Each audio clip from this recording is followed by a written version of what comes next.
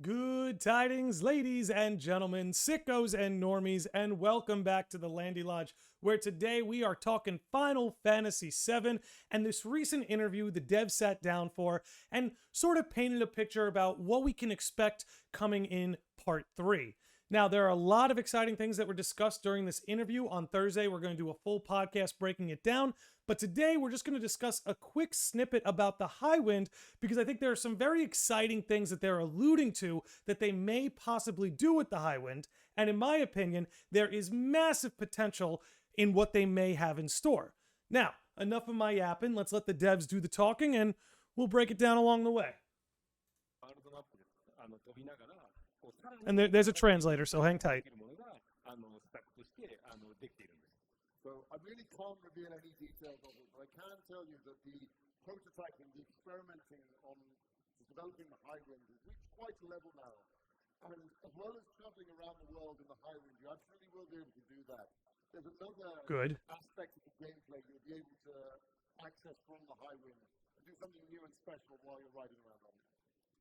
So one thing I find pretty interesting there is that very early in development, it seems like the Highwind is a big focus. This leads me to believe that I've got a feeling the Highwind really is going to operate as a headquarters throughout all of Part 3. As if no matter what part of the world we travel to, we're always going to come back to the Highwind, and it's really going to be our party and our crew's main spot, main headquarters throughout the game. Now, one thing that I also found interesting is that they mentioned that there's an aspect of the gameplay that you're going to have access to on the Highwind. Now, I don't know how far they could take that, if that has anything to do with the affinity system, if that has anything to do with the combat, but let's just say that it's pretty exciting that the Highwind will be used for more than just traveling.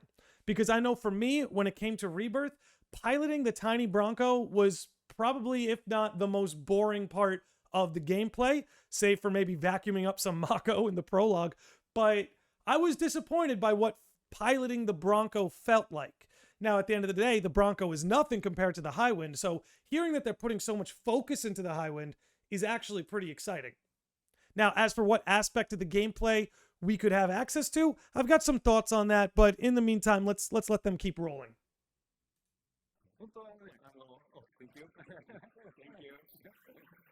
本当はね、今ここでも言いたくてうずうずしてるんですけど、今はちょっと言えないので、もうしばらく皆さんお待ちください。Yeah, I really want to tell you guys what it is. I'm saying I'm frustrated. I really can't tell you now.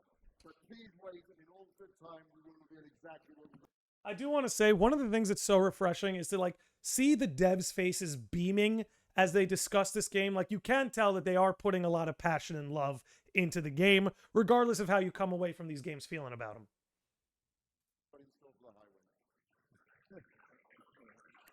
I think there's a little bit more, and then we'll.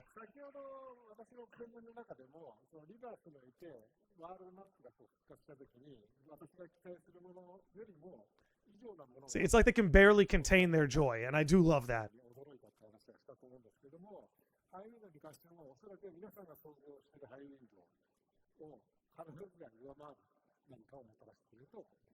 So, as I mentioned in our presentation just now, I was really excited to see what Samuel came up with for the world map and how that would be done, and how the world map he created really exceeded my expectations of what it could be.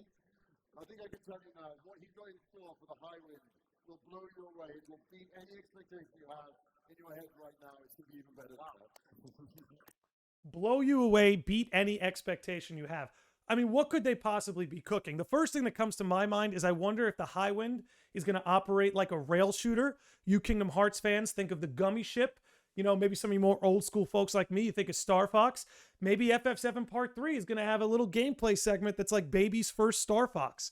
Maybe when you're traveling from location to location, you got to shoot down enemies in the sky. Maybe there's even going to be boss battles involving the Highwind. Imagine battling one of the weapons through or from the Highwind. I mean, these are the places my mind goes. If it's not things you could do on the Highwind that influence some kind of affinity system, then to me, there's got to be something here that has something to do with combat or engaging enemies. I don't know. Maybe my imagination is a little limited, but it's hard for me to think of things that they could do with the Highwind, again, outside of creating some kind of hub for you and the party where you can enhance infinity systems, or maybe there's some cutscenes you can unlock, or using the Highwind in some sort of combat motivated way. I don't know. Maybe there's something I'm missing. I mean, when it comes to exploration, I can't imagine it being more in depth than literally just piloting the thing around the world map. But we'll see what they're able to do. Are there going to be places where you have to park the Highwind, or will you be able to sort of land anywhere in the open world and take it from there? There's all these questions that are left unanswered, but I will say seeing their excitement, right, and their focus on the Highwind tells me they're probably relying on the Highwind to make part 3 feel very different from part 1 and part 2. And just to maybe go on a little tangent here, one of the things that I love about the way this trilogy is trending is as the trilogy goes on, you're gaining more and more freedom, which again is one of the major themes of FF7, let alone this trilogy. But in Remake, you know, like a train on the tracks, it's very linear. You can only go one way. And then in Rebirth, after you've severed yourself off from Fate, now the map opens up and you can kind of explore at your will. You're no longer tied to a linear path. And then maybe in part 3, by using the Highwind, your freedom and possibilities really expand and open up, allowing part 3 to feel bigger and more expansive than part 2. Because again, Rebirth, in my opinion, was a fantastic game, should absolutely no question be considered for Game of the Year. And the hard part of Square Enix is that they have to top that.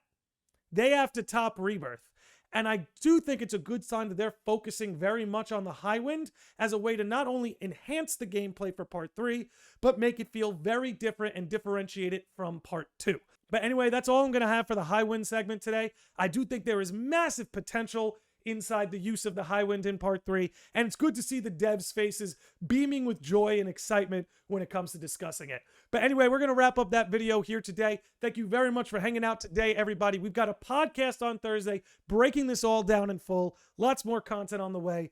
Thanks for hanging out. You all have a great rest of your day, and I will see you all on the next one.